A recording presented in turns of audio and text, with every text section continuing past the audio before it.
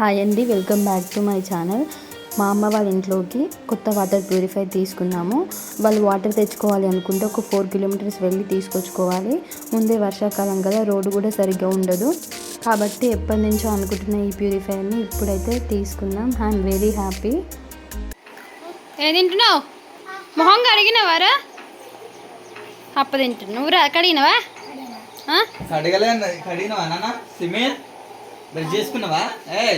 Brush అయితే వేసింది కానీ కడుక్కుందో లేదా? చాకియా నువ్వేం తింటున్నావురా గుండు?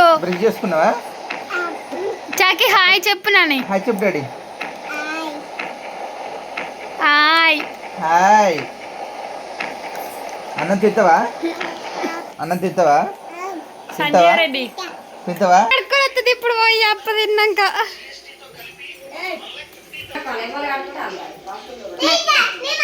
నువ్వు ఫస్ట్ డాడీ, నువ్వు వెరీ గుడ్. డన్. నేను మేకప్ వేసుకుంటా.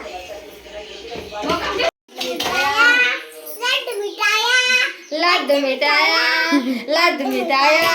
ఎవరు చేసిర్రా? చేసింది మా అమ్మమ్మ చేసింది. ఏరా నేను తింటా.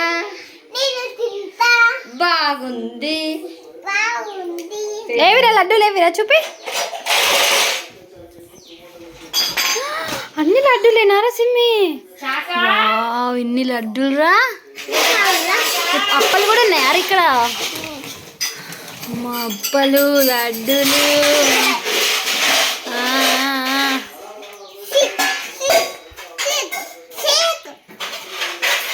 అరే పలగొట్టకే లేగలే.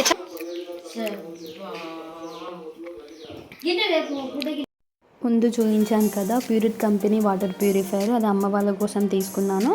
నేను అమెజాన్లో, ఫ్లిప్కార్ట్లో తీసుకున్నాను. నాకు 12,500 అలా పడిందండి.